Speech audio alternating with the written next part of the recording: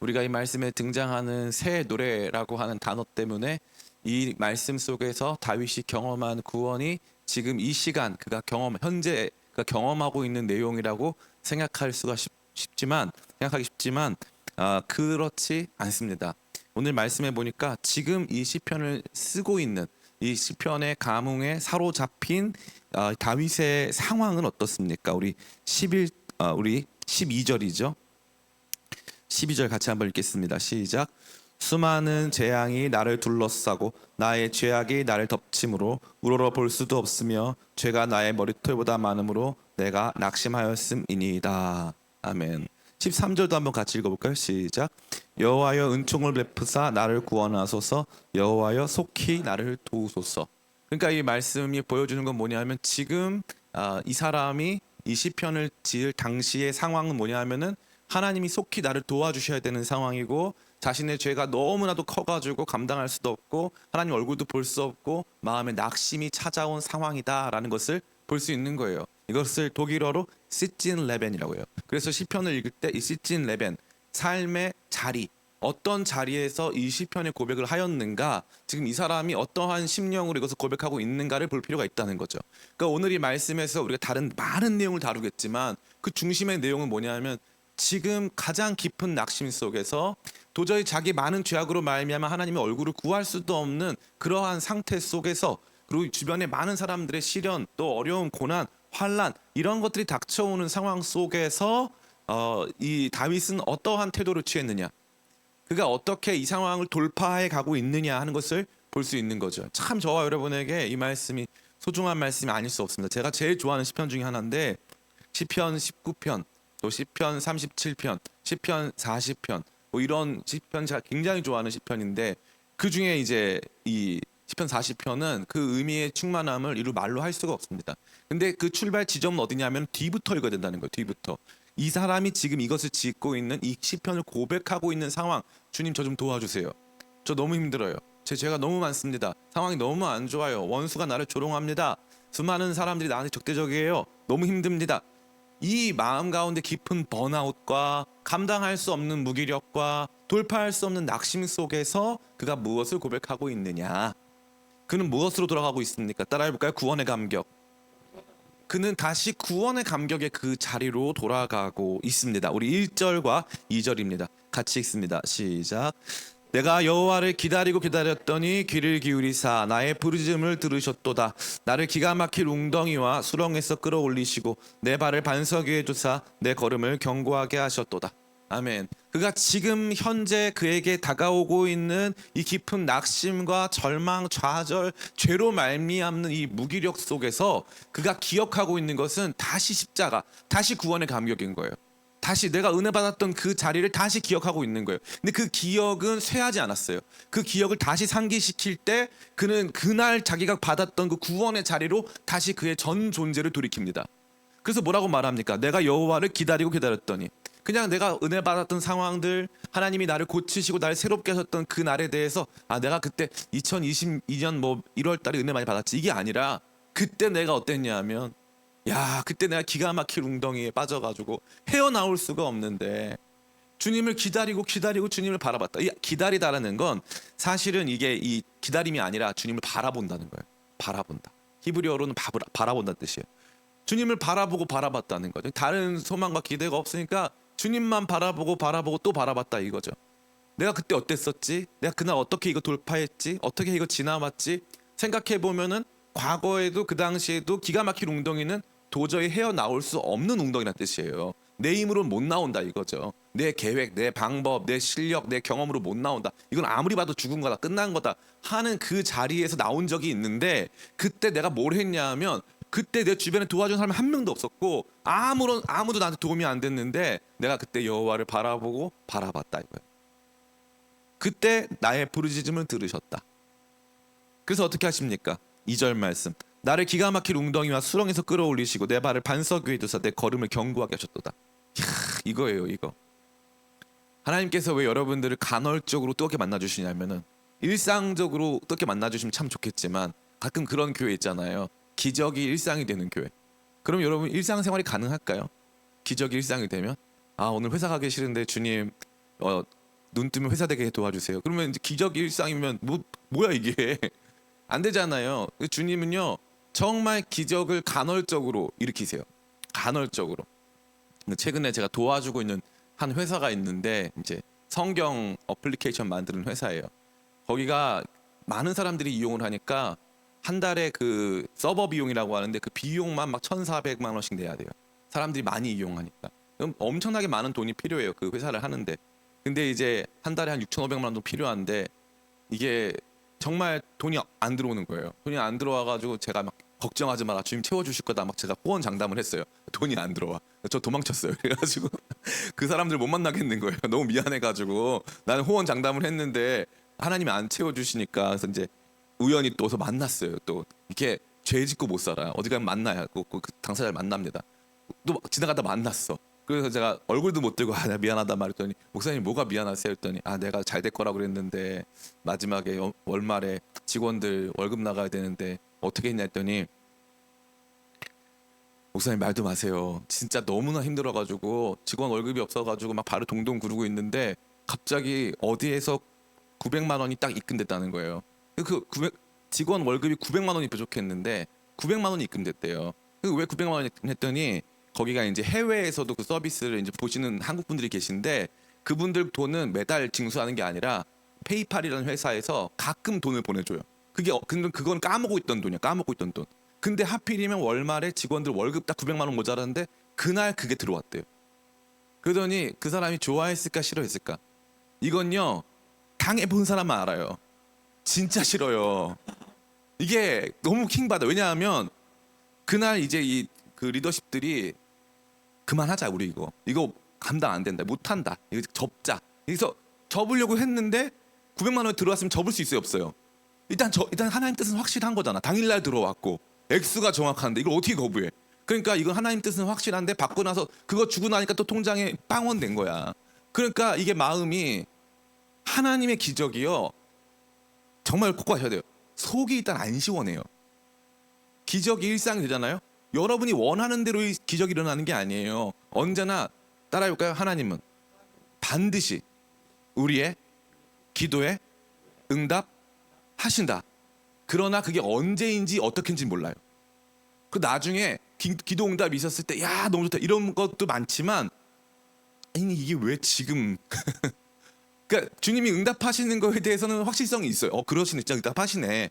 그런데 왜 하필 이게 지금이고 그때가 아니었고 왜 이 방법이었을까? 막 이런 많은 생각을 갖게 하는 거죠. 그러니까 이게 초짜들은 잘 몰라요. 초짜 은혜 받은 사람들은 그냥 무조건 좋다고만 하는데 하나님과 동행하는 삶 속에서 낙심되는 게 뭐냐면은 이게 기적이 일단 간헐적으로 오고 언제 올지를 모르는데 내가 원하는 방식으로 안 온다니까. 응답은 돼요. 응답은 당연히 됩니다. 근데 내가 원하는 방식으로 안 이루어져. 그러니까 그건 꼭 아셔야 돼. 그러니까 우리가 하나님을 주장해서 하나님을 내 종처럼 부려서 하나님 몇 월 며칠 몇 시까지 이 일은 요렇게 해주세요라고 부탁하면 하나님은 다르게 하세요. 다르게 하십니다. 이게 중요한 특징이에요. 그러니까 매번 그 순간순간마다 하나님의 응답 때문에 내가 하나님을 뭐 엄청나게 그게 아니라 하나님 떠나지 않을 만큼 하나님의 사인이 분명하구나 정도 인정할 수 있을 만큼 주시고 일단 붙어 있게 하시는 거예요. 붙어 있게. 제일 충격적인 게 뭡니까? 하나님께서 모세를 부르셔가지고 가서 내 백성을 구원하래요. 아니 40살의 모세는 할 수 있었는데 80살의 모세는 너무 부담스러운 거야 그게. 그래서 안 가겠다고 했는데 하나님 막 모세랑 썩 내시고 막 화내고 뭐 아론 있지 않냐 막 그러고 하나님이 이제 그만해 그냥 가 해가지고 막 그렇게 폭력적이신 하나님 처음 봤어요. 근데 막 모세한테만 그냥 하라는 거예요. 근데 모세가 이제 하는데 그럼 어떻게 그 사람들이 나를 하나님 보내신 사람인 줄 알겠냐 했더니 하나님 두 가지를 보여주시는데 이 지팡이를 가지고 애굽 궁정에 들어가서 바로 궁정에 들어가서 지팡이를 떨궈 놓으면 뱀이 된다는 거예요.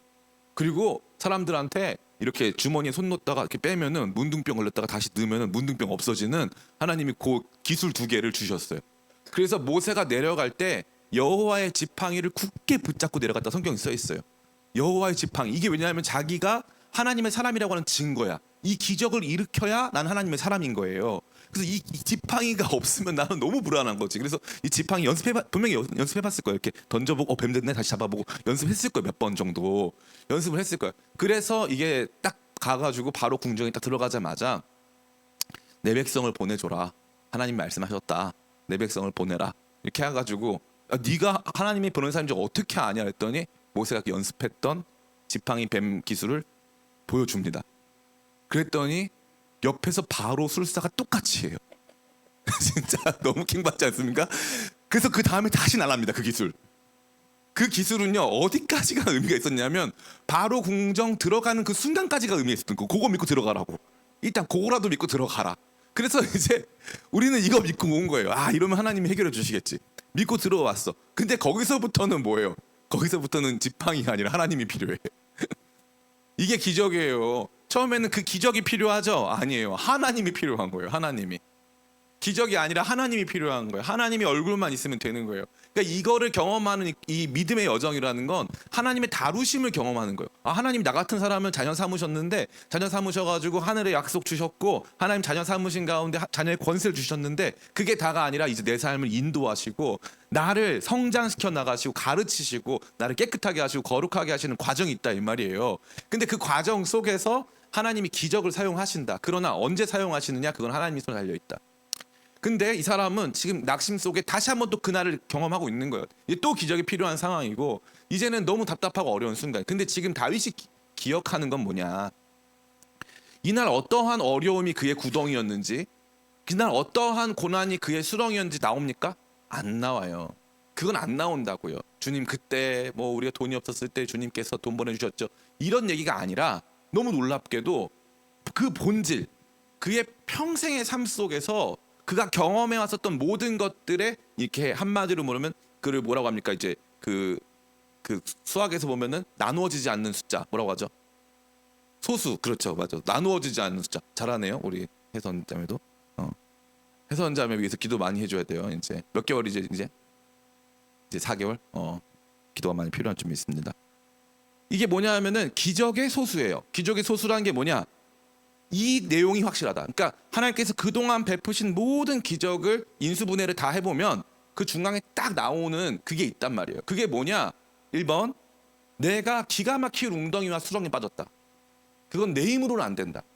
근데 내가 그때 뭐 했냐? 주님을 기다렸다 아니면 기다리고 기다렸다? 기다리고 기다렸다. 주님은 저와 여러분을 기다리고 기다리게 하세요.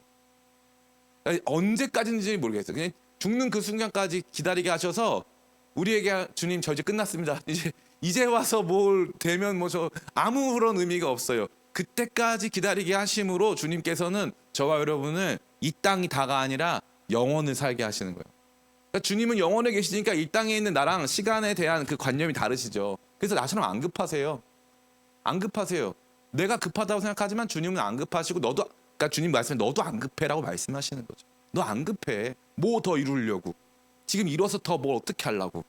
뭘 더 사람들한테 사랑받으려고. 아니야 안 급해. 주님은 그렇게 하시는데 대신에 어떻게 하냐면 주님께서 기다리게 하신다 우리를. 그래서 주님의 얼굴 보면서 기다리라는 거죠. 그러면은 어떻게 하냐면 기다리고 기다리는 어떤 날 참 이해할 수 없는 방식으로 하나님께서 당신의 계심과 당신이 나를 사랑하심과 내 삶이 망하지 않을 것임 이 모든 것들을 통틀어서 보여주는 그 역사를 이루시더라라는 것이 다윗이 그동안 살아왔었던 하나님 구원을 경험했었던 삶의 그게 이제 본질이고 나누어지지 않는 가장 중요한 핵심이다 이거예요. 이게 저와 여러분에게 다시 한번 고백되기를 원합니다. 이게 굉장히 중요한 거예요. 그래서 우리가 구원의 감격을 회복한다는 건 단순히 예수님 십자가의 감격도 마찬가지지만 동시에 주님께서 구체적으로 내 삶을 개입하셔서 삶의 어려움을 역전시키시고 나를 새롭게 하심으로 말미암아 내가 주님 안에서 새로워졌던 그 날이 핵심이라는 거예요. 그 날이. 그걸 기억하라는 거죠. 그날로 돌아가라. 지금 그 날이 없는 상태, 그 구원을 못 느끼는 상태, 그 구원이 절대 내 삶이 이루어질 거라고 믿어지지도 않는 그 상태, 그 낙심과 무기력 속에서 다시 우리 머릿속의 시계추를 그날로 돌리라 이거죠. 그날로 돌려서 기가 막힌 웅덩이로 다시 들어가고 그때 내가 어떻게 했는가를 기억한 다음에 그때 이제 그 하나님을 부르짖었더니 하나님이 나를 구원하셨다라는 것을 다시 한번 기억하고 그 본질, 그 공식 안에 머물러 있어라라는 것을 말해주고 있는 것입니다. 저는 이제 전형적인 이 F 성향의 이제 감정적인 성향의 사람이에요. 근데 제가 하루는 교수님을 모시고 저 이제 경기도 양평에서 요한복음 세미나를 했어요. 제가 얼마나 열정이 많냐면은 우리 신학생들은 학교 다닐 때도 신학을 배워요. 근데 제가 야 우리 신학생들 따로 우리 특별 수련회 한번 하자 해가지고 제가 학부생 그냥 대학생이었는데 제가 애들을 모아가지고 제가 그 당시 영향력이 대단했어요. 학교에서 제가 그냥 포스터만 붙여도 애들이 7, 80명이 교수님 한 분 모시고 세미나를 하자는데 다 모였어. 차가 없잖아. 그 당시 제가 타던 이제 봉고차 같은 차가 있었는데 그게 9인승입니다. 9인승. 양평역까지만 오면 태우러 가겠다. 그래서 그 9인승 차에 15명씩 태워가지고 4번에 걸쳐서 왕복 갔는데 그게 너무 사람이 찌부가 되니까 내릴 때 한 형제가 내리면서 쌍욕을 하더라고요. 수련회 왔는데 너무 찌부된 상태에서 타가지고 이동을 하니까 이게 뭐냐고 막 하면서 그래서 너 그래도 은혜 받아야 된다 하고 이제 들어갔어요. 겨울 수련회였는데 제가 너무 열정이 과해가지고 막 그 수련회 땅 다 빌려가지고 막 말씀 막 그 집회만 8번인가 있어요. 막 말씀 요한복음 이제 집회하는데 뭐 대단하신 우리 교수님을 모셔놓고 이제 했죠. 근데 교수님이 영하 10도인데 집이 분당인데 양평에서도 용문 쪽이었어요. 용문 쪽. 그 용문 쪽이었는데 용문이면 굉장히 멀어요. 거의 강원도 옆이에요. 근데 영하 10도인데 자전거를 타고 가겠다는 거예요. 영하 10도인데 용문에서부터 분당까지 자전거를 타고 가겠다. 그래서 제가 교수님 너무 춥지 않으시겠냐? 그랬더니 교수님 뭐라고 하냐면 지금 추운데 시계 딱 보시더니 정확하게 10분 뒤부터 몸에 땀이 나기 시작한다는 거예요. 정확하게. 그럼 지금 상황에 이 영하 10도에서는 자전거 못 합니다. 이게 굉장히 이게 믿어지지가 않아요. 그 뒤에 내 몸에서 어떤 변화가 일어날지는 모른단 말이죠. 근데 이분은요 T 성향이 그동안의 경험을 축적했고 신체가 어떻게 변화되는지에 대해서 이미 데이터를 갖고 있기 때문에 딱 가다 보면 분명히 한 10분 정도 지나면 이렇게 될 것이고 그렇게 되면 아무 문제 없다. 판단이 바로 쓰는 거예요. 그때 깨달았죠. 이 장점이에요. 감정을 개입시키지 말고 지금 상황에 낙심과 무기력을 개입시키지 말고 상황만 말할 거예요. 상황만 보면 옛날보다 지금 더 심각하냐? 아니요. 옛날에 더 심각했다. 지금 뭘 더 잃을 게 있냐? 없는데요. 그럼 하나님 지금까지 몇 번 개입하셨지? 5번이요. 그럼 앞으로도 또 개입하실 확률이 있나? 그렇죠. 딱 그것만 보라는 거예요. 확률만 보고 가라는 거예요. 그냥. 딱 이거예요. 지금. 인생에서 또 한 번의 낙심이 찾아와서 지금 우리 마음 어떠냐면 낙심이 지속되면요. 제가 여러분에게 꼭 말씀드려요. 가난은요. 마음에 상처를 남겨요. 왜냐하면 좌절이 지속되는 상황이거든요. 계속적인 좌절, 할 수 없으면 지속되는 상황이기 때문에 너무 가난한 집에서 오래 살면은 이게 마음에 상처가 되고 이게 인격이 됩니다. 이게 인격이 돼요. 그 상처가 인격이 되지 않는 삶을 위해서 기도하셔야 돼요. 상처가 인격이 되지 않는 삶, 네. 상처가 태도가 되지 않는 삶, 상처가 정체성이 되지 않는 삶을 위해서 기도하셔야 돼요. 그러려면 어떻게 돼요? 이 사람처럼 해야 돼요. 왜냐하면 지금 마음 뭐냐면 제가 다윗이면요, 주님 몇 번째입니까 이게 지금? 도대체 제가 언제까지 이래야 됩니까? 그래서 성경에서 다윗이 제일 많이 쓰는 문구가 뭐예요? 주여 어느 때까지니까. 또 고난이에요. 이제는 아들이 압살롬이 저를 죽인다고요? 아니 사울한테 죽을 뻔하고 아들이 날 죽인다고요? 우리 집에서 이런 일이 일어난다고요? 저 도망쳐야 되나요? 막 별의별 생각이 많을 거예요. 또요? 또 고생한다고? 아우 지긋지긋해. 그러니까 그때는 뭐가 개입하냐 하면은 제가 말씀드렸잖아요. 상처가 태도가 돼가지고 그날 상처가 감정으로 찾아와가지고 그 감정이 이제 태도가 되고 그 감정으로 말미암아 다시 일어날 수 없는 상태가 되는 거예요. 이 참 비참한 거죠. 근데 다윗은 어떻게 합니까? 이제 다윗이 이제 나중에 제가 한번 이거 싹 시편 정리하면 너무 좋은데 다윗은 이런 상황의 전문가예요. 이런 상황에 딱 놓이면요 자기를 던져요. 일단 유체 분리를 합니다. 그래서 딱 나와버려. 내 영혼아 깨어라. 나한테 선포를 하는 거예요. 나한테 너 지금 뭐해? 너 이럴 때가 아니야 하면서 너 지금 감정에 빠져있네. 너 지금 이런 상황이네. 너 지금 이렇게 생각하는 거지? 그거 아니야. 그거 아니야. 나로부터 벗어나는 거예요. 나의 경험이나 나의 어떠한 지금 내 감정으로부터 벗어나는 거죠. 지금은 그냥 또 한 번의 상황일 뿐이에요. 연속된 상황이어서 이번엔 망하겠다 싶을 수 있지만 어차피 또 한 번의 상황일 뿐입니다. 이때 어떻게 하는 게 중요하다. 다시 처음으로 돌아와서 가장 핵심적인 내 삶을 지배해 왔었던 하나님 구원의 그 공식, 그 구원의 핵심 원리, 그 구원의 소수, 나눠질 수 없는 그 구원의 그 원작, 분작, 그 앞으로 딱 머무는 거예요. 거기가 맞아. 하나님 구원하셨지. 기다리고 부르짖으면 반드시 들으시지. 요 원칙을 갖는 거. 이게 신앙생활의 핵심입니다. 핵심. 십자가에서 다시 구원을 얻은 사람들이 삶의 실천과 태도를 형성해 나갈 때 제일 필요한 게 뭐냐면 요거 기억하는 거예요. 맞아. 내 감정이 지금 중요한 게 아니야. 내가 지금 이게 오래됐다고 지쳐 있으면 안 되지. 이게 내가 면역이 안 좋은 거지. 잘 보시면요, 웃긴 게 우리 체내에는요 하루에도요 암세포가 수만 개의 암세포가 생겨납니다. 암세포가 수만 개. 내가 이 발암 물질을 섭취를 하지 않고 환경 호르몬을 최소화한다 할지라도 내 몸에서는 굉장히 자연스럽게 다양한 종류의 암세포들이 발현이 되는 거예요. 그럼 그게 실제 종양으로 이어져서 그게 신체 기관의 일부처럼 행동하면서 피를 빨아들이거나 옆에 장기로 전이가 되거나 그 암세포 자기가 살겠다고 자기가 살고 있는 생명의 주인인 우리의 몸을 파괴하는 과정에 이르기까지의 그 변화 과정이 있는데 거기 핵심이 뭐냐면은 면역력이 붕괴되면은 암세포가 이제부터 본격적인 역할을 하는 거예요. 그러면 고난은 늘 있다 없다? 늘 있다. 그러니까 고난은 상수다. 고난은 암세포다. 그러면 암세포가 매번 있는 거에 대해서 원망할 필요 있다 없다? 없다. 삶에서 맨날 암세포는 있는 거니까. 근데 이것에 대해서 이제 우리가 할 수 있는 최선은 뭐냐면 암세포가 자라나서 나를 지배하지 않게 하는 거예요. 그러려면 어떻게 면역력을 길러야 되는데 면역력은 뭐냐면 간단한 거예요. 면역력은 간단한 삶, 원리를 가지고 간단한 삶, 심플한 삶을 사는 거죠. 단순한 삶을 사는 거예요. 그러면서 잠 많이 자고 잠자는 게 제일 중요합니다. 잠을 8시간씩 9시간씩 자야 9시간 아니고 7시간 8시간 자야 돼요. 잠이 참 하나님 만드신 위대한 하나님의 작품이에요. 정말로. 잠을 잘 자야 돼요. 잠을. 어린 학생들 공부시키면 안 돼요. 재워야 됩니다. 다 재워야 돼요. 물론 선생님들이 재우기 때도 많이 있는데 학교에서 자는 거 말고 선생님들이 재우는 건 그게 영향이 없어. 그래서 오히려 암 걸려. 그러니까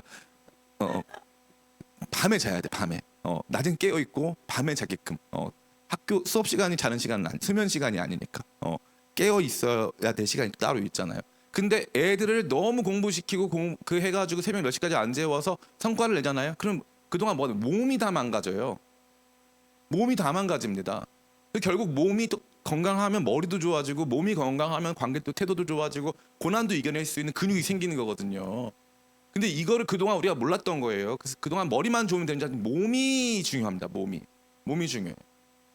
이 정말 중요해요. 신앙에도 그래서 신앙의 근육, 신앙생활대로 살아본 근육이 있어야지 이 신앙대로 갈 수 있어요. 그 근육의 핵심이 뭐냐 하면은 바로 이거 같은 거예요. 바로 그 구원의 그걸 다시 돌이킬 수 있는 거예요. 다시 리콜하는 거죠. 다시 내가 그 구원의 감격으로 다시 돌아갈 수 있는 거예요. 아 맞아, 내가 그동안 이런 시간들 다 지나왔었지. 그래서 시편에 보면요 맨날 뭐부터 나오는 게 같이 부르는 찬양에서는 맨날 이거든.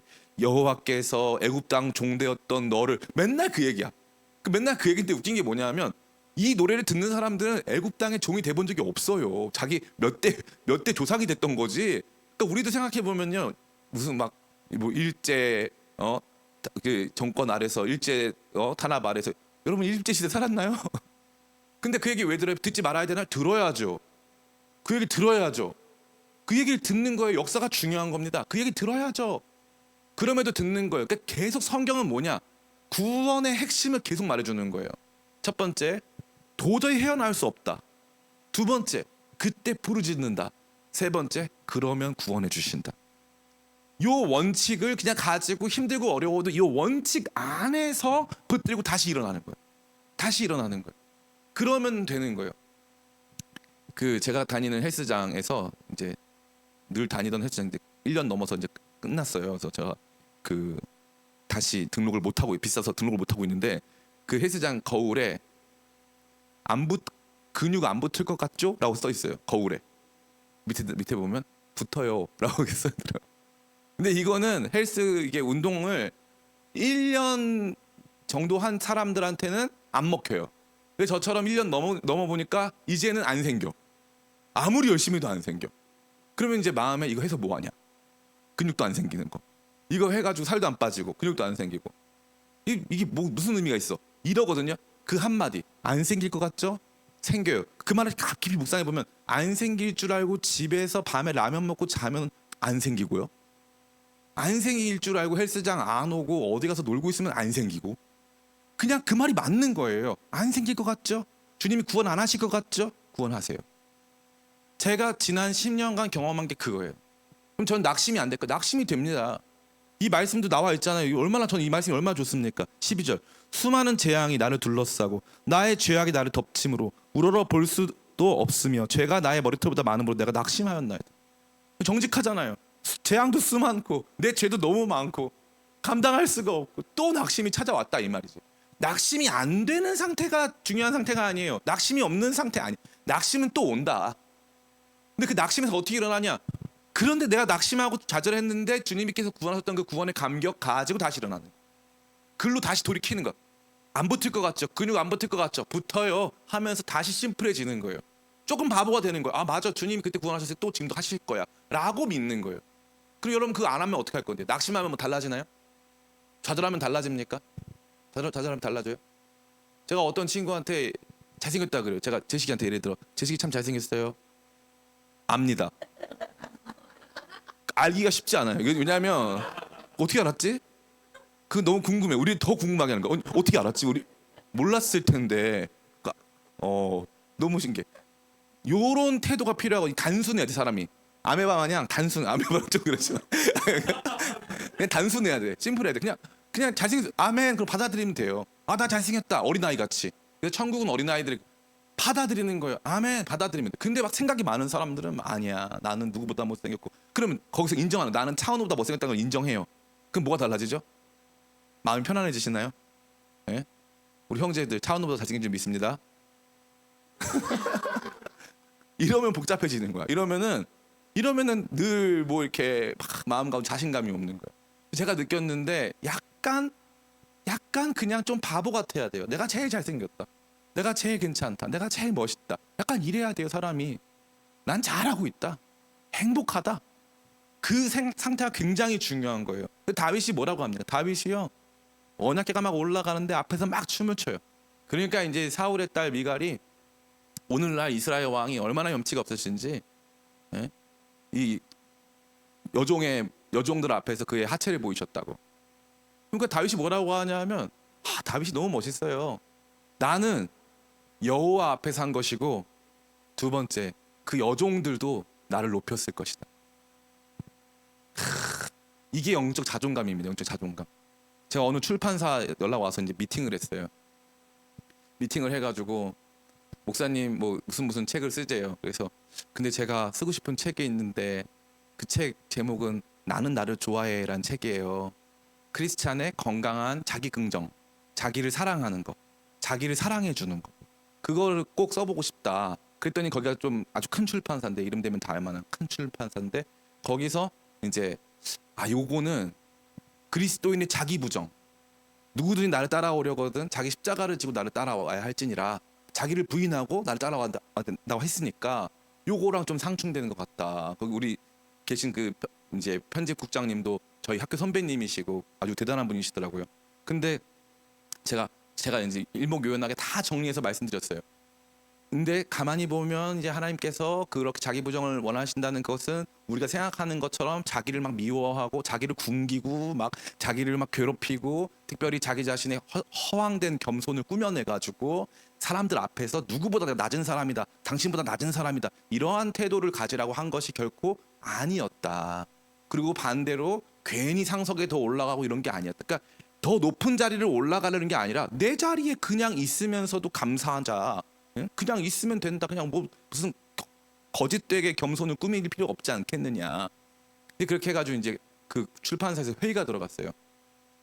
회의가 들어가가지고 나중에 한 달인가 있다가 목사님 저희 검토해봤는데 목사님 말씀이 맞는 것 같다. 그 책으로 가자. 저는 근데 바빠서 책을 안 쓸 거고 안 쓰고 있는데 그게 너무 저는 감사했어요. 왜냐하면 거기에 계신 분들이 그 출판사에서 굉장히 보수적인 출판사인데 그거 낸다고 했을 때는 제가 말한 내용을 성경적으로 다 검토해 보신 거예요. 다 검토해 보시고 나니까 이완 목사님 말씀이 맞다. 제가 요즘에 느끼는 게 뭐냐 바로 그거예요. 우리가 그동안요 경건의 모양은 있지만 경건의 능력이 없었어요. 그러니까 모양만 차렸어, 모양만. 그리고 실제적으로 경건의 능력은 없는 거예요. 그래서 제가 너무나도 그게 아프고 안타까워요. 너무 아프고 안타깝습니다. 우리 성도들에게도 필요한 게 뭐냐? 믿음의 실력이 중요한 거예요. 믿음의 실력. 그 믿음의 실력은 뭡니까? 다시 단순해지는 거예요. 하나님 나 사랑하신다. 하나님 나 사랑하시고 내가 하나님께 기도하면 기도 응답 들으신다. 기도 들으시고 응답하신다. 그리고 하나님은 하나님의 때에 나를 구원하셔서 반드시 하나님의 뜻을 이루신다. 이 단순한 걸 가지고 가는데 이게 흔들리잖아요. 그럼 내 존재감 흔들리죠. 나는 죄인인가 봐. 나는 하나님께서 기뻐하지 않는 삶이었나 봐. 나 같은 게 뭘 이딴 걸 한답시고 이러면서 자기 전 존재가 다 흔들리는 거예요. 왔다 갔다 하는 겁니다. 고난이 온 거랑 내가 하나님 자녀인 거랑은 상관이 없어요. 말씀드렸잖아요. 암세포가 생긴 거랑 내 인생이 비참한 거랑은 상관이 없어요. 누구나 생기는 거야. 근데 내가 좀 면역력이 좀 약할 수 있어. 나에게는 조금 더 이 부분에 있어서 더 다른 종류의 체질이 있을 수 있어요. 저는 이 단순성이 우리 가운데 너무 필요하다고 믿습니다. 제가 이제 우리 전요셉 목사라고 이제 저 학교 후배이기도 하고 너무 제가 사랑해가지고 우리 쉐이커스 청주 지부 제가 지부장 시킨다고 해가지고 이제 제가 그 교회에서 집회하고 했는데 하루 연락이 왔어요. 형님, 우리 딸 사랑이가 아파요. 어떻게 아픈데?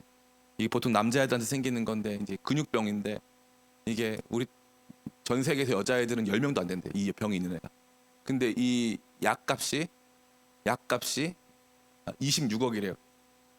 약값이 26억. 그래서 이제 그나마도 이제 미국 가면은 이제 미국에서 보험료가 좀 낮아지고 하면 좀 괜찮아지는데 일단 한국에는 들어올 수가 없고 들어오려면 시간이 너무 오래 걸리고 지금 안 고치면은 이게 생존 확률 자체가 사망 확률이 거의 90% 넘고 15세를 못 넘긴다는 거야. 조그마한 애기가 찬양 부르고 있는데 얘가 알자도 못 산다고 하니까 막 미치겠는 거죠. 그러니까 저한테 전화해서 기도해달라고 같이 기도하고 그러고 나서 이제 미국 가는 거 같이 고민하다가 이 친구는 그냥 자기가 이제 가보겠다. 근데 어느 교회도 그냥 한국에 있는 목사님을 쓰려고 하진 않을 거다. 거기에 미국 학교에 유학을 가자. 그래서 이제 유학을 다 또 준비를 했어요. 저랑 같이. 유학을 다 준비를 했는데 그 학교에서 입학 허가를 안 내준 거야. 그 못 가게 된 거죠. 근데 이 아빠는 포기할 수가 없는 거야. 포기할 수가 없으니까 저한테 연락이 왔어요. 형님, 제가 저 부산 해운대부터 시작해가지고 서울까지 사랑이 도와달라고 프랜카드 들고 걸어보겠대요. 제가 그 전화를 받고 엉엉 울었어요. 왠지 아세요? 안 될 거잖아요. 그거 걸으면 사람들이 거지 취급하잖아요. 그냥 누가 도와주겠어요. 그거 걷는다고. 그잖아요. 누가 도와주겠어요. 저는 그래서 도와줄 수 있는 게 없으니까 야 그럼 내가 기도할게. 이왕 다 프랜카드 만들고 붙여놓고 부산에서 전화하는데 어떡하겠습니까? 그래 그거라도 한번 해보자. 기도할게. 마음으로 막 울었어요. 방법이 없으니까 애는 죽어가는데 방법이 없으니까 이거 어떡하나. 근데 이제 걷기 시작했죠. 그냥 걸었어요. 그냥 걸었는데 한 며칠 있다가부터 이제 갑자기 뉴스에 나와요. 유명한 유튜버들이 자기 유튜브 끝날 때 근데 여러분 이 소식 하나 전할게요 하면서 사랑의 나라 아이가 있는데 근육병 걸렸답니다. 많이 도와주세요. 그래서 이제 한 서울 올라오기 전에 6억이 거쳤어요. 약간 거기서부터 놀란 거죠. 6억? 6억이 거쳤다고? 믿어지지가 않는 거예요. 서울 올라오기 전에 6억이 거쳤어. 지금은요. 이 돈이 다 거친 다음에 가면은 이 치료가 늦어질 수 있으니까 대한적십자사에서 돈 걱정은 하지 말고 일단 가라 해가지고 캐나다에 있는 리젠트 칼리지로 이제 입학을 해놓고 리젠트 칼리지에서 몇 학기를 마치고 나면 미국 학교로 갈 수가 있대요. 그렇게 해가지고 거기 가서 온 가족이 캐나다로 넘어갔고 그 다음에 이제 미국으로 가겠다는 거예요. 기적 아닙니까? 우리나라에서 돈 걱정한 그 유수의 재벌가에서 다 연락이 오고요. 우리가 살려주겠다고. 제가 뭐에 놀랐냐면 나는 왜 이렇게 순수하지 못하지? 제가 그 생각했어요. 나는 왜 이렇게 순수하지 못하지? 나는 왜 이렇게 상처투성이지? 나는 왜 이렇게 부정적이지? 왜 나는 그날 아무것도 안 될 그 일 때문에 제 상식으로는 안 될 일이니까 안 될 그 일 때문에 엉엉 울고 있었던 제가 너무 민망하더라고요. 하나님의 일은 어디 갔지? 그냥 아무것도 할 수 없어 집에 있을 바에는 자기는 그거라도 걸고 자기 딸 살려봐야 되겠다고 걸어간 그 아빠와 제가 비교했을 때 와, 지금 이 사람은 무슨 상처 이런 거 운운할 때가 아니야. 그 사람 머릿속에는 하나님은 살아계시고 우리의 기도를 들으시고. 그래서 이 중간 과정에서 우리는 말이 많았어요. 이게 과연 옳은 거냐, 사랑이처럼 아픈 애들은 어떡하냐. 아마 이 설교 보고 있을 수도 있어요. 그 무슨 상관이죠? 내 딸 살리겠다는데? 이렇게라도 내 딸을 살리겠다는데 그게 무슨 내 혹시나 우리 사랑이가 26억을 받으면 다른 집 애들 불쌍해서 어떡하나 이딴 생각을 왜 하는 거죠? 왜 우리는 게임판 바깥으로 나와가지고 우리가 막 세상에 다 심판자가 되려고 하죠? 내 기도 제목 아닌가요 그거? 내가 뚫어내야 될 내 상황 아닌가요? 그러면 거기엔 그 어떤 상처도 개입할 필요 없이 살아계신 하나님과 나와의 거룩한 씨름이 있어야 되지 않나요? 이거 믿음 아닌가요? 이게 믿음이잖아요. 이게 믿음이란 말이에요. 근데 왜 언젠가부터 뭐 형평성 따지고 하나님의 기도는 이런 식으로 응답돼? 너무 전 지긋지긋해요. 그게 아니라 전 시편 너무 좋아요. 시편은요 이거 진짜 찐이에요 찐. 기가 막힌 웅덩이 또 들어갔어. 몇 번째인지 모르겠어. 낙심이 돼. 근데 이게 또 심지어 내 죄 때문에 들어간 걸 알기 때문에 부끄러워. 그럼에도 불구하고 또 그냥 또 기도하는 거예요. 또 요 단순성, 이 저돌성, 이 믿음의 단순성과 저돌성, 하나님 행하실 것이다라는 거 믿고. 그래서 하나님 제일 기뻐하신 사람이 누구다? 다윗이에요. 여러분 다윗처럼 여러분 살고 싶으신가요? 다윗처럼? 제가 맨날 우리 청소년 집회 가면은 여러분 꿈이 뭐예요? 그러면 제가 저 1번 차은우가 꿈인 사람 차은우 꿈이 손 들어요. 2번 이재용이 꿈인 사람. 사람들이 다시 태어나면 차은우로 태어나고 싶어 할까요? 이재용으로 태어나고 싶어 할까요? 중학생들 100%다 이재용으로 태어나고 싶다. 100%. 삼성전자 회장으로 태어나고 싶다 이거예요. 그럼 제가 얘기해 주죠. 자, 1번 삼성전자 회장으로 태어나면 깜빵 2번 갔다 와야 된다고. 갔다 왔거든요, 실제로. 갔다 왔거든요. 깜빵 2번 갔다 와야 돼요. 자신 있냐? 애들이 몰랐대요. 모르지. 다윗 하나님이 사랑하셨어요. 하나님 제일 사랑하는 사람 다윗이에요. 다윗은요 자기 아들의 죽음, 큰 아들의 죽음, 큰 아들을 자기 아들이 죽이고 그 아들이 날 죽이려고 쫓겨댕기고 망신당하고 왜 자꾸 이 성경책을 얄팍하게 보는지 모르겠어요. 여기 담겨있는 이 신자들의 진짜 피비린내 나는 삶을 왜 안 다루냐고요. 전 너무 답답해 이게. 삶은 그렇게 단순하지 않아요. 너무 지긋지긋할 만큼 정말 지지고 볶고 뜨겁고 막 피가 줄줄 나는 얘기란 말이에요. 그게 인생이라고요. 하루하루 쉽게 지나가는 날이 없어요. 그런데 왜 우리는 자꾸 신앙생활을 뭐 기도하면 그게 아니라 잘 보세요. 진짜 또 왔어요. 또 기가 막힌 웅덩이 또 만났어. 계속 지나가요. 계속 지나갑니다. 이거는 누구도 피할 수가 없어요. 돈 많아서 해결되는 거 아니에요. 누구도 피할 수가 없어요. 이게 물리적으로 오든 정신적으로 오든 관계적으로 오든 영적으로 오든 영혼의 어두운 밤과 기가 막힌 수렁의 날이 반드시 옵니다. 없는 사람 아무도 없어요. 예외가 없거든요. 이거는 예외가 없습니다. 다 와요. 그래서 잘 사는 것 같아 보이는 사람 있잖아요. 그 사람들 보면 대부분 다 뒤로 가보면 말도 안 되는 일이 벌어지고 있어요. 정말로 말도 안 되는 일이 벌어지고 있다고요. 우리 온 국민이 사랑하는 손흥민 선수 보세요. 말도 안 되는 일이 그런 일이 벌어질 누가 알았냐고 그잖아요. 그런 일이 벌어져 아무도 몰랐다고. 인간은 다 똑같아요. 내 삶에 일어나는 고통만큼 다른 사람도 고통 가운데 있습니다. 그럼 뭐가 중요하냐? 믿음의 태도가 중요해요. 믿음의 태도의 핵심이 뭐냐? 다시 구원으로 돌아가는 거예요. 다시 기가 막힌 웅덩이와 수렁이 빠졌던 나를 구원하신 주님의 그 은혜 가운데로 다시 돌아가는 거예요. 그거 다시 붙잡는 거예요. 다시 믿는 거죠. 다시 믿는 거예요. 그러면서 그가 뭐라고 지금 고백하고 있습니까? 그 구원의 감격 속으로 돌아갔을 때 따라해 볼까요? 새 노래. 3절의 새 노래 같이 한번 읽어보겠습니다. 시작. 새 노래 곧 우리 하나님께 올릴 찬송을 내 입에 두셨으니 많은 사람이 보고 두려워하여 여호와를 의지하리로다. 아멘. 보세요.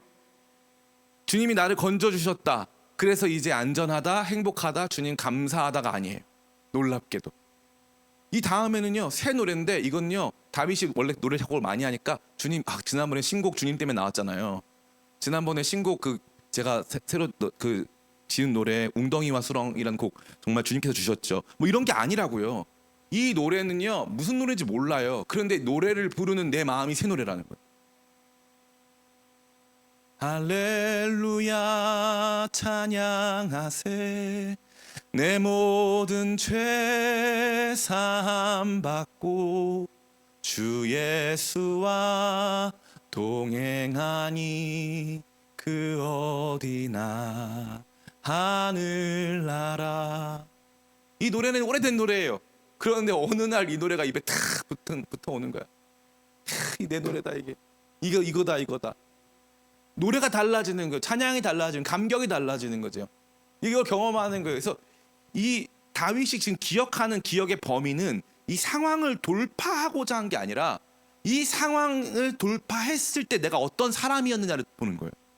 구원의 감격 이후에 새 노래는요, 내가 새 노래의 사람이냐는 거예요.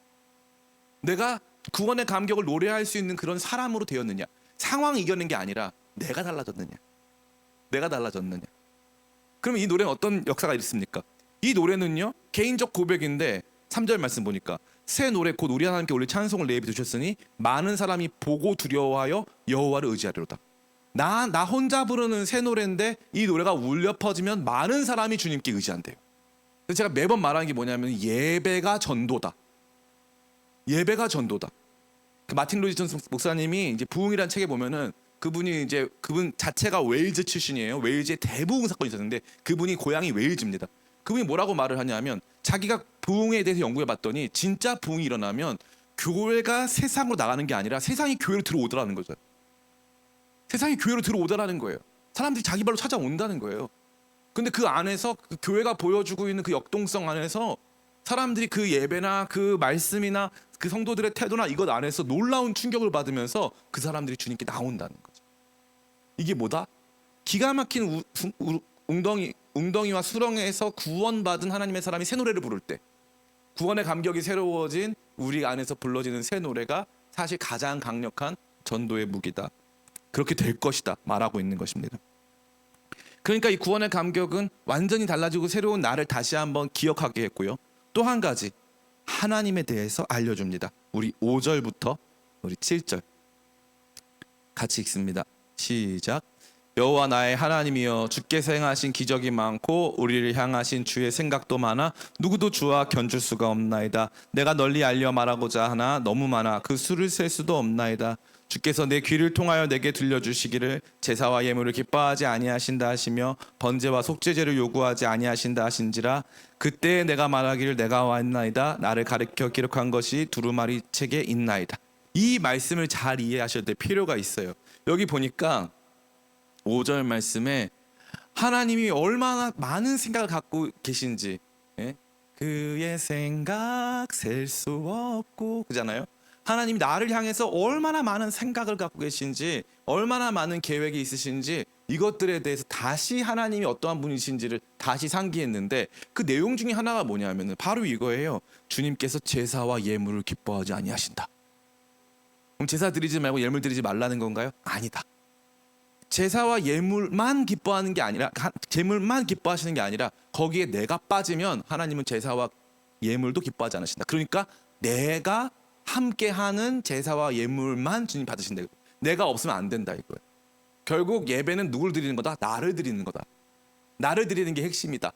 이거를 이제 이 어려운 고난과 또 그 고난을 이겨낸 구원의 감격 속에서 그가 하나님에 대해서 묵상하게 된 거예요. 그랬더니 너무 재밌는 게 뭐냐면 하나님께서 그 하나님의 생각을 알게 하시면서 6절 말씀에 주께서 내 귀를 통하여, 여기 이제 영어 성경도 마찬가지고 원어 성경도 마찬가지인데 원래 통하여가 아니라 내 귀를 뚫어요. 뚫어. 얼마나 귓밥이 많냐. 주께서 내 귀를 뚫어서 내게 들려주시기를. 제사와, 이게 그동안 잘못 가지고 있었던 고정관념.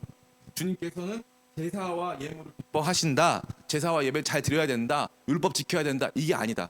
주님은 결국 나를 원하시는 거였다. 이 놀라운 깨달음으로 나가는 거예요. 이 깨달음으로 하나님의 생각이 무엇인지 어떠한 것인지 그 깨달음으로 나가는 것입니다. 이거 정말 중요한 거예요. 이거를 경험하게 됐죠. 그리고 나서 이 사람이 뭐라고 말합니까? 7절에 그러고 나니까 제사와 예물이 아니다. 이 사람이 뭐라고 말해요? 7절. 그때 내가 말하기를 뭐라고 합니까? 내가 왔나이다. 주님, 내가 주님 앞에 나갔습니다. 이제 내가 나아갑니다. 주님과의 관계가 달라진 거죠.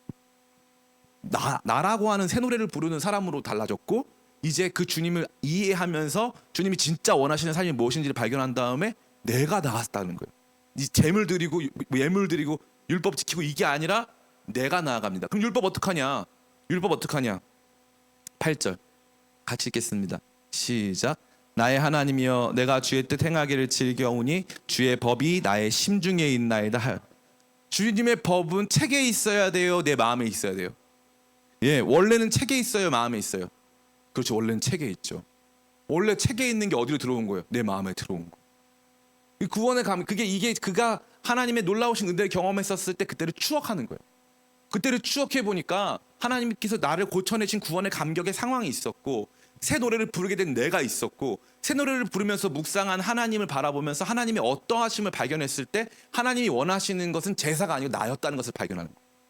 그러니까 완전히 새로운 신앙생활이 시작되는 거예요. 이제부터는 게임이 달라집니다. 게임이 달라져요. 이 엄청나게 중요한 거 아니겠습니까? 그 다음에 10절 말씀 같이 읽을까요? 시작.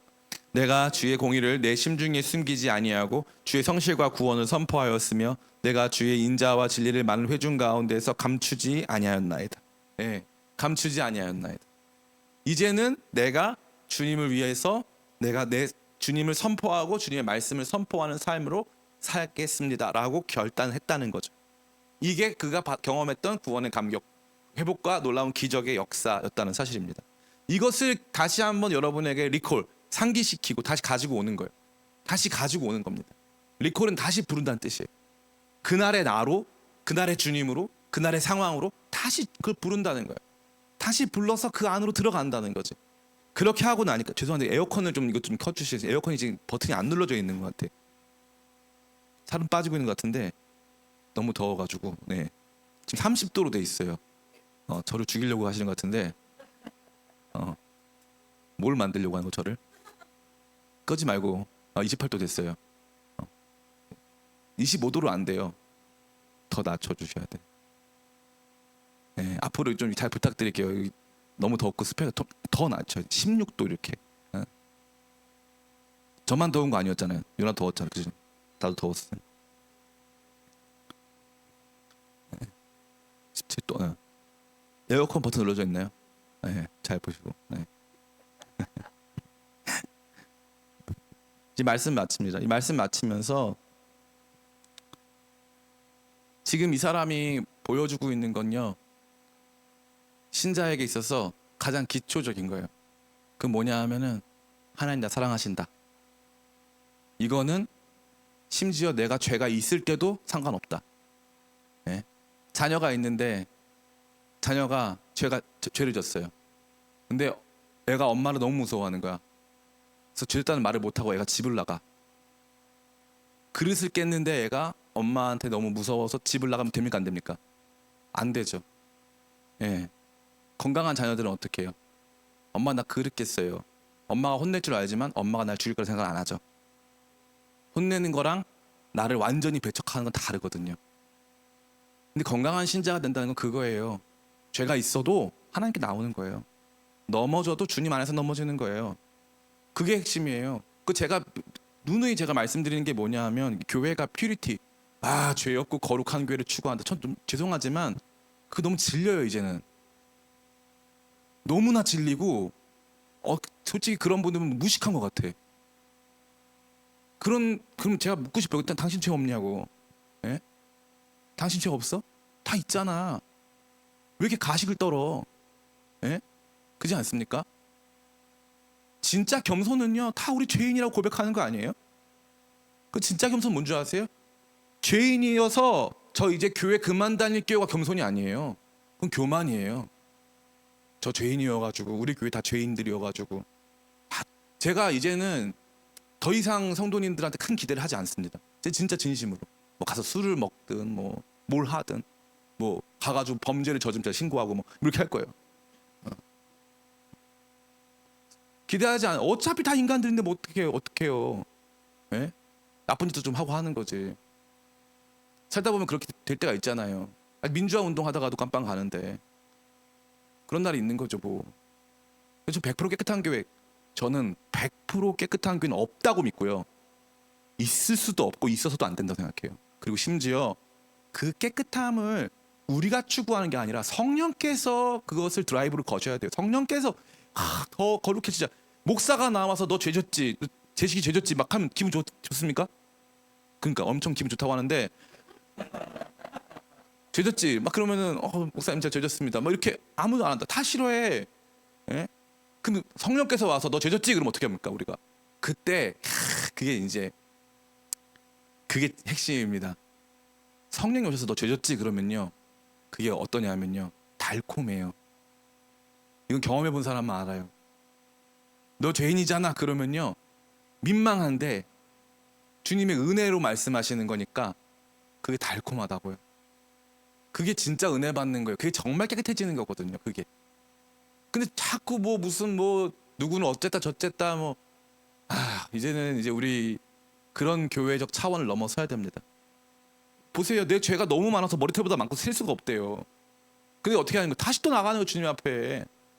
그럼 주님이 어떻게 하시? 또 구원하시고 구원하면 어떻게 새 노래가 울려 퍼지고 그 새 노래 울려 퍼졌을 때 주님이 제사 받으실 때 야 내가 이 예물 때문에 너 구원하는 거 아니야. 난 너를 원해.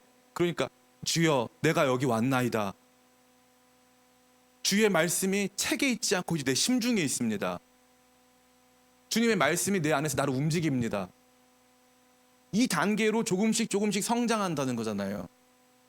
낙심 중에 있게 이 새 노래를 부르셔야 돼요. 다시 기억하는 게 이게 정말 중요한 거고요. 이 단순함, 이 신앙적인 단순함, 주님을 온전히 신뢰하는 사랑의 단순함이 여러분 가운데 있어야 좀 있습니다. 저는 오늘 이 말씀이 영상으로나 혹은 또 이곳에 계신 분들 중에 누군가는 들어야 했던 말씀이다. 왜냐하면 제가 오늘 설교를 별로 안 하고 싶었거든요. 근데 너무 기쁘게 했어요. 왜 그랬지? 안 하고 싶었는데 나 하지 말아야지 막 이러고 있었거든요. 전다니엘 목사님이 했으면 좋겠다 막 이랬어요. 앉아가지고. 그래서 전다니엘 목사님이 찬양하던 거 계속 했으면 좋겠다. 정말 그랬어요. 올라와서 또 그냥 짧게 하고 끝내야지 그랬는데 엄청 길게 했어요. 그럴 땐 다 뜻이 있더라고. 누가 이 말씀 들어야 될 사람이 있던 거예요. 이 말씀 가만히 묵상하면요 너무너무 은혜로워요. 내가 여호와를 기다렸더니 나의 부르짖음을 들으시고 나를 깊은 수렁과 기가 막힌 웅덩이와 깊은 수렁에서 나를 건지셨도다. 내 발을 반석 위에 두셨다. 새 노래로. 이 모든 것을 보면서 이거구나. 이게 원리구나. 이거 딱 붙잡는 거예요. 그래서 고난이 다가올 때 고난이 내 감정을 만들거나 그 고난이 나에게 무기력과 낙심을 주지 않도록 다시 리콜하는 거예요. 은혜를 다시 리콜. 은혜를 다시 불러드리는 거예요. 구원의 감격 다시 불러드리고 그 새 노래로 다시 무장하고 그 새 노래 가운데 내가 어떠한 존재였는가 다시 한번 확인하고 그것을 의지해서 주님께 주님 저 이러니까 또 나 구해주세요. 또 이번에 또 해결해 주셔야 됩니다. 저 주님 없으면 안 돼요 라고 또 의존하고 있는 거죠. 그러니까 이 사이클은 안 끝나요. 이거 안 끝납니다. 기가 막힌 수렁이었잖아요. 주님의 생각이 엄청 많았잖아요. 되게 재밌는 게 뭐냐면 주님의 생각이 많아서 셀 수가 없었잖아요. 12절 보니까 수많은 재앙이 나를 둘러싸고 나의 죄악이 나를 덮침으로 우러러볼 수도 없고 내 죄가 나의 머리털보다 많음으로 내가 낙심을 하나이다. 주님의 생각이 엄청 많은데 내 죄는 더 많아. 이게 뭐다? 이게 오늘의 나다 이거예요. 구원 받았을 때의 나는 주님의 사랑에 놀랐고 지금 낙심 가운데서 또 고난 가운데 있는 나는 나의 죄악이 얼마나 많은지를 보고 또 놀라는 거예요. 그리고 재앙이 얼마나 거센지 또 놀라는 거죠.